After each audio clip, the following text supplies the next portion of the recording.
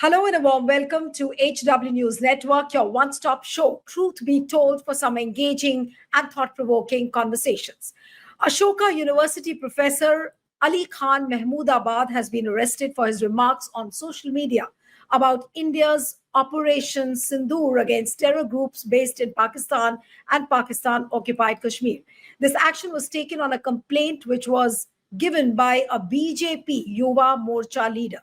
And what the various news agencies have quoted that Ali Khan Mahmudabad has been arrested from Delhi, and this has been confirmed by the police. And in a statement, Ashoka University said that we've been made aware that Professor Ali Khan Mahmudabad has been taken into police custody earlier, and we are in the process of ascertaining details of the case. Now, this arrest comes days after the Haryana State Commission for Women took suo motu cognizance of his comments, and in a notice, the commission stated that his remarks undermined women officers in the Indian Armed Forces and fomented communal discord. And Ali Khan Mahmudabad, in his response to the summons, stated that social media posts on Operation Sindoor and the women officers involved were not misogynistic and that he was censored. And in fact, in a statement which was released on X, the professor stated, and I'm going to quote here, that the screenshots attached to the notice make it clear that my remarks have been completely misunderstood and that the commission has no jurisdiction whatsoever in the matter. The Women's Commission obviously has taken up this issue, and this matter went to the Supreme Court today, and he's in the judicial remand with the police right now, and the matter should come up in the Supreme Court tomorrow or day after. But what does Mahmudabad's arrest indicate? Is this clear censorship? Is it an attack on freedom of expression? Is it just a symptom of a larger problem that prevails in the country, or rather has been prevailing in the country for last 11 years? But coming as it does in sensitive times when there is a conflict-like situation in the country between India and Pakistan, should one write posts on things like Operation Sindoor? That is also another question which is plaguing everyone's mind. But this arrest has sent down a chilling effect on everyone, whether it is the journalists, activists, academicians, and what does one do? So these are the questions for which we'll try and find out answers. Joining me now this evening is a very special panel. Joining me is renowned historian Mridula Mukherjee of the Jawaharlal Nehru University and author. Thank you so much, Mridula ma'am, for joining. We have Professor Apurvanand from the Delhi University, again an author, columnist. Thank you, sir, so much for joining. We have, I think, Apurvanand. Okay, there's some problem in his connection. I believe he will get connected. Yes, he's there. Good evening, sir. Good evening, Apurvanandji. And we also have Ajay Gudavarthi, who is the professor and author again from the Jawaharlal Nehru University. Thank you so much, Ajay, for joining. And we also have Pushpraj Deshpande, who's the author of the book called Bharat Jodo Yatra, and he also works closely with the India Alliance. Thank you so much, Pushpraj, for joining. And I'll begin with Mridula, ma'am. Ashoka University professor arrested. Ma'am, how do you really see this, and coming as it does in times of a conflict where people are saying that if anything you write on Operation Sindoor, and if it doesn't favor the government, then it is taken as something which is against the national interest? You also must have gone through Mahmudabad's post. Did you find anything which was so objectionable? First of all, let's be very clear and not mix up two things. He did not comment on Operation Sindoor. Let's be very clear. He was not asking questions. I mean, that's a separate question, whether you should or should not, and I have my own views on that. But let's be very clear that he was not asking questions on Operation Sindoor. What was he saying? He made a comment on the presentation, which was made by the Foreign Secretary, Misri, along with two officials, one from the Navy, one from the Army, two women officials, and his comment was on what he called the optics of that.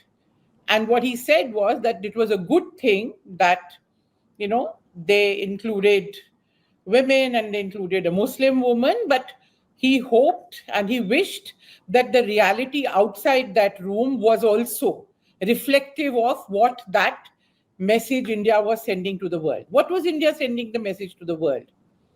That we are a secular country, we're a progressive country.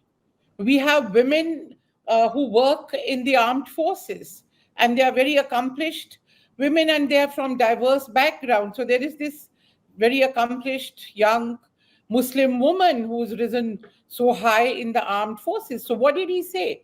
He said the reality outside should also reflect that. And we all know the kind of pressures and attacks that Muslims generally have faced in India after Pahalgam. Before that also, it intensified. We know what happened to Kashmiri students.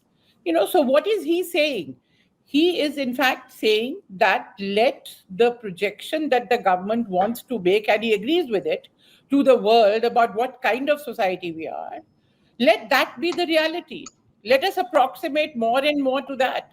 So firstly, he was not asking any difficult questions about the conflict. He was not asking whether it justified or not. He did not raise any of those issues. As I said, that's a separate question. Here, it is just that, any comments which you can, distort and say that it's questioning the patriotism or a comment on the armed forces or anything, this is absurd, absolutely. And I must say that I was thinking about whether during the colonial period, a professional, a professor, or anybody would face this kind of action for a comment of this kind. And I'm sorry, I could not come across any example. So have we regressed?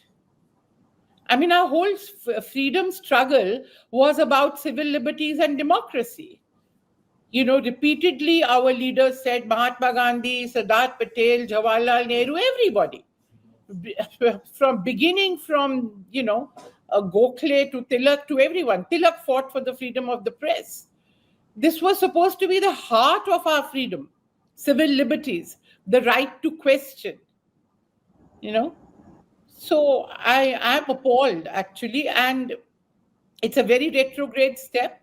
It has many messages that they're sending. It's to intellectuals generally. It's to all those who have the courage to speak up and ask questions, even if they are not about the military conflict.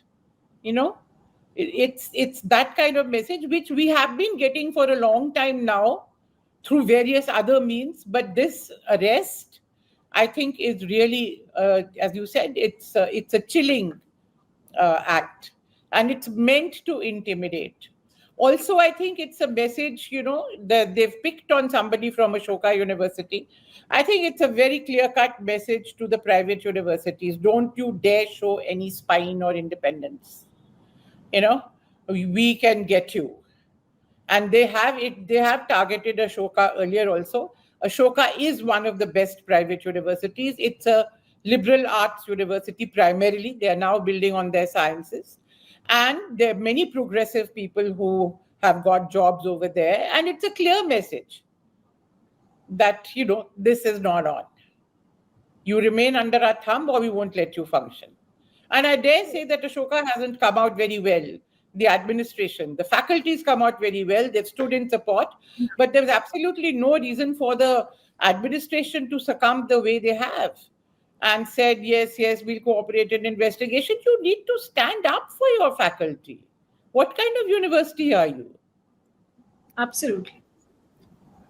No, there are, more than 1,000 people have signed up in support of Mahmudabad. Yes, but yes. So I'll come to Professor Apurvanand. How do you really see this arrest? And of course, this atmosphere has been there for the last 11 years.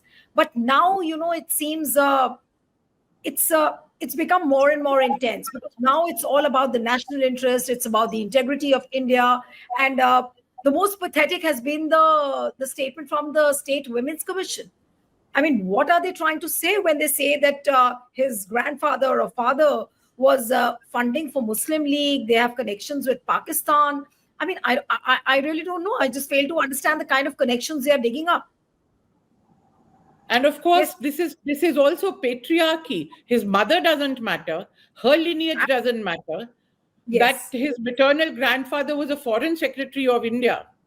Yeah. When Vajpayee was the prime minister, he could have been obviously privy to all the secrets possible of this country.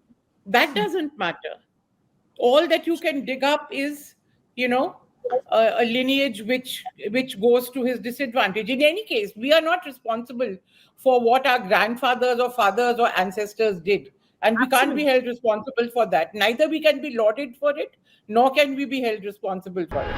Absolutely. I think I agree a lot with what you're saying. But Mridula ji, I'm just wondering that every day Prime Minister Modi and the entire BJP says that we are a strong nation. 56 inches of Prime Minister Modi's chest is doing all what the India has not seen in the last 70 years.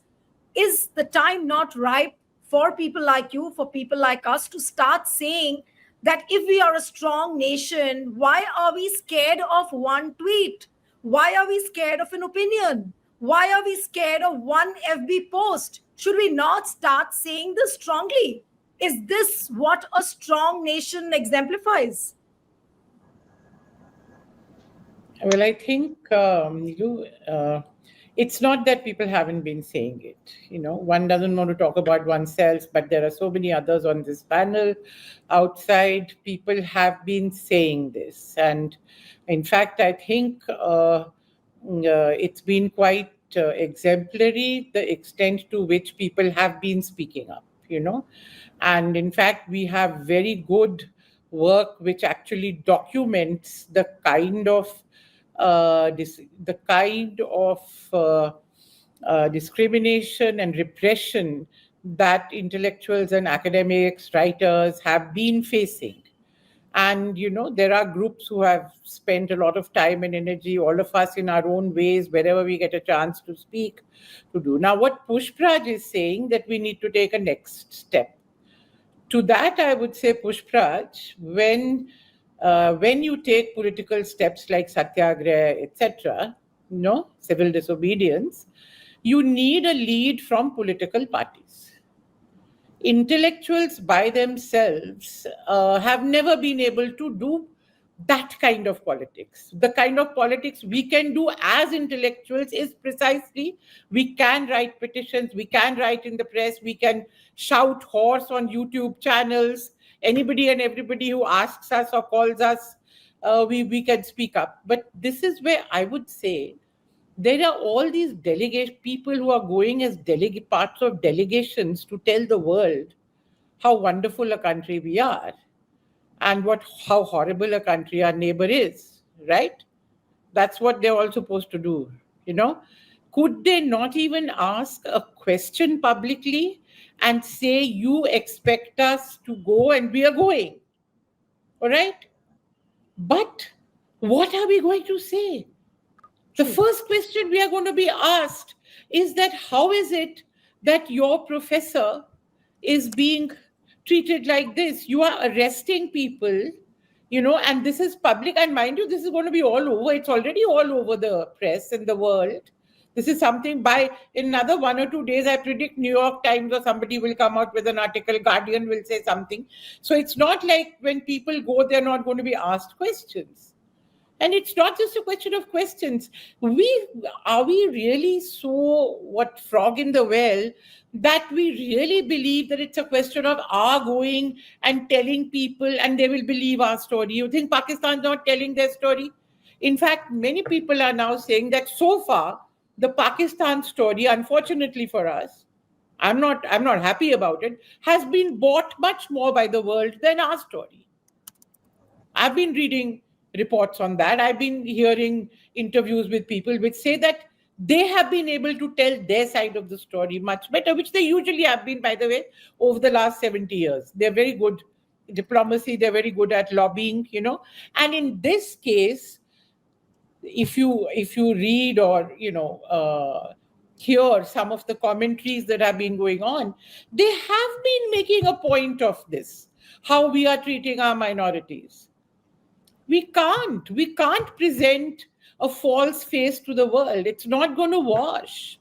If we want the world to believe our story, we have to improve our story. That story has to have truth in it. You can't peddle untruths or half-truths to the world because they are not fools. Do you think that the world, doesn't know what's going on in India? No, so I think from every point of view, they see this. I mean, the government has been behaving in apparently contradictory ways. On the one hand, you say we must be all together, unity, every community, everyone, must be united and all that. But at the same time, that's rhetoric on one hand. If that is true, why don't you condemn when there are attacks on the Kashmiri students? Why don't you come up? Why doesn't the top leadership come out and make statements against? Why don't they stop the Haryana police from doing what they did to Mahmudabad? Because it's going to get them very bad press. So I think this is, so I would say, I started out by saying that I think, and I'm very happy. In fact, I particularly like the statement that has been put out by Mallikarjun Kharge. Yes. As usual, I find he's very clear cut, very sharp, very bold in what he says, But this needs to be taken further. We also, if we are not to stop at petitioning, the political parties have to stop stopping at tweeting. So give us a lead. We're there. Even when intellectuals fought during the freedom struggle, they fought as part of the freedom struggle, right? There's a broader movement that has to be there. Purvanand and I and Ajay have limited resources, We can only blab, blab, blab and go from here to there and everywhere. But beyond that, what do we do? Can I organize a demonstration at Jantar Mantar? No, even for that, even groups could do it earlier. You don't get permission. Even 50 people are not allowed to collect in Jantar Mantar now. Well, what are we supposed to do? So I think it's high time that political parties took the lead. We'd be more than happy to respond. Absolutely. So I'll end with the concluding remarks of Pushpraj. If you're connected, what would you really say to this whole arrest which has happened and the larger takeaways from this particular incident? I think Mridula ma'am also wants to say something. Yes, Mridula ma'am, I'll come to you and then I'll come to Pushpraj. Yes, ma'am. I just want to say that while I agree with Apurvanand, about the dismal situation we are in as far as the hold of communal ideology over large sections of people, I still have a slightly different perspective in that one. And though he corrected himself and said largely North India, there are very large parts of the country where this is not true. And so I think we need to qualify the statement when we make it. We should not only look at Hindi-speaking North India to make our generalizations. Why? Because they can be built up as sites of resistance. I think our federalism has come in quite useful. Look at the way Stalin has been resisting. In her own time, Mamta has resisted. And even in different ways, Karnataka resists, Kerala resists, you reject the national education policy, you question NEET, you do so many things, where there is. The other thing I would say is, Apurvanandji, that, I agree that, the situation is bad, but I still feel that there are enough reserves of the traditional, ideology which the freedom struggle based itself on and which did permeate large sections of our people. And there I would even make a little caveat, and when Ajay you may not agree, but when you say how secularism and all is presented in an elite discourse, it's seen as an elite thing. How come people didn't react to Gandhi's secularism like that? It did make sense to them. Yes, he used a different language, but it was secularism all the same. So anyway, that was just a caveat. So, and I would say, Purvanand, that the failure really is of not even trying to provide leadership to those, and then you build and create your larger community of those who agree with you. After all, it's a battle. So, and we have seen that whenever a serious effort and a sincere effort has been made, people have responded. Who thought Bharat Jodo Yatra would get the response that it did? In the first week, 10 days, it looked very dicey, but look at the way it picked up. See how people did respond to Rahul Gandhi when he went in the election campaign with the constitution in his hand. It made a dent even on the number of seats that the BJP got. Then we are the ones who then, go into recession, take a break. I mean, there has to, if we were to build and continue to build and continue to be, as you said, sincere and vigorous in our opposition with so many parties and all that, I mean, I don't see the situation as one where, it's darkness all around. I believe that there is enough scope for a good fight back. No, Yeah. that's my gut feeling.